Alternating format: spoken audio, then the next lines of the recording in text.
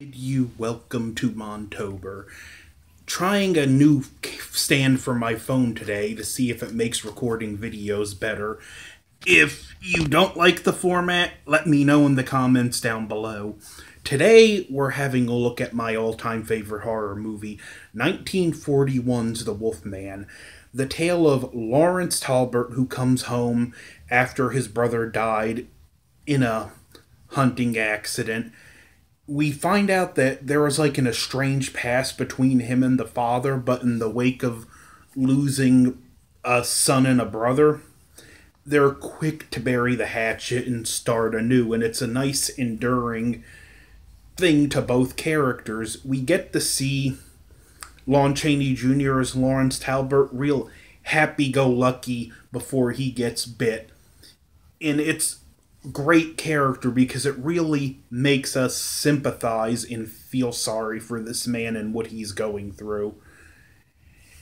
He fixes a telescope and sees a woman, Gwen, at a store, and it's just love at first sight for him. Little does he know she's engaged.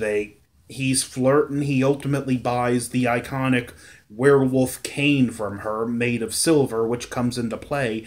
They agree to go to the carnival because the gypsies are in town. Gwen brings a friend who ultimately gets attacked by a werewolf, which is one of the gypsies, Bela, played by Bela Lugosi. And Lon Chaney Jr. fights the werewolf off, gets bit, he kills it with the cane.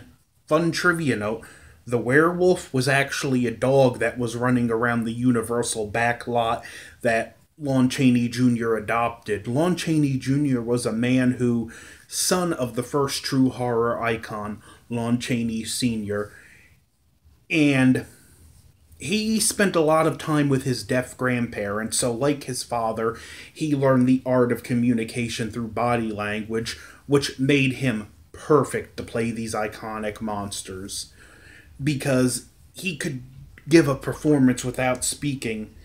This film also gave us two of the most iconic lines out of the golden age of horror. Even a man who is pure of heart and says his prayers by night may become a wolf when the wolfbane blooms and the autumn moon is bright, and the way you walked was thorny, through no fault of your own. But as the rain enters the soil, the river enters the sea, so tears to a predestined end. Your suffering is over, Bella, my son. You will find peace now.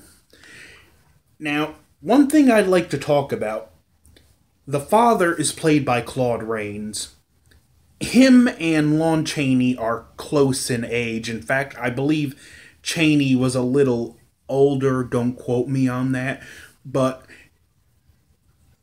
Claude Rains brings such a maturity and world weariness and compassion to the role that I'm willing to overlook how close in age they look. He does such a good job selling that he's the father. I'm willing to buy into the illusion. Now, after the fallout from the werewolf and Bella turns back into a man, Lawrence is suffering. He was bit, but the wound is gone, and he's dealing with the guilt of possibly killing a man, and you begin to feel and sympathize for him. Eventually, he meets up with the mother of Bella, and she gives him a pendant that he gives to Gwen, thinking she'll need it more. Now, that night, he turns into the werewolf. Two iconic things that you expect in a werewolf movie are not in this. The shot of the full moon and a good look at the werewolf transforming. We see his feet turn into the werewolf feet, but that's it. It's one thing to note that he's dressed one way as he's turning, and when he becomes the werewolf, he's in another outfit, dress pants, and what I didn't realize was a green dress shirt. I always assumed it was burgundy. But he kills a man, and the next day, like, the horror of it sets in, and He's racked with guilt, racked with grief. This curse he didn't want happen to him. He doesn't want to keep doing what he's doing. He can't control it, which is nice because modern werewolf movies, the guy who's the wolf is gleeful about it. He likes becoming the monster. It's nice to see. It's nice with this that we see the suffering he goes through at the fear of the moon. And Lon Chaney Sr. sells it. It's to be noted. He's played a vampire in Son of Dracula. He's played Frankenstein's monster in Ghost of Frankenstein. And he's played the Mummy, but the Wolfman is he's the only Universal monster to play the role in every single appearance. So it's his baby. The makeup process, which Jack Pierce, this in my opinion was his best makeup job, was torturous for Lon Chaney Jr. The tragedy is that the makeup process through all these films led him to become an alcoholic. On the sets of the Mummy movies, he actually had a flask or something with the tube running through the costume, and he would be sipping vodka through the process of making the movie. As great as he was, it is tragic to think that the movie led him to this. He still kept doing it, but that kind of makeup process, it was more torturous than it is now, and it wasn't for everyone. You would not have wanted to be in the makeup chair back then. But the score in this is also phenomenal, and if you listen, there's cues in the music that pretty much Danny Elfman took and incorporated into his Batman theme. And the forest in this is great. It's a set, but there's constantly fore, middle, and background. There's fog everywhere. The film at times has this phenomenal dream-like atmosphere that just makes it amazing. This is one of those, I know there's no such thing as a perfect film, but I'm still going to call it that. This is one of those perfect films. It was a perfect storm. And eventually we see people suspect Larry of doing the killings. His father's being the loving father, like it's all in your head. He's wanting to be there for Larry and protect him from the others. Eventually he convinces his father, tie me up, and he tells his father, just take the cane with me. Now, between these 2 points, there's another encounter with the mother of Bella, Maliva, which this actress, again, is so iconic in this movie.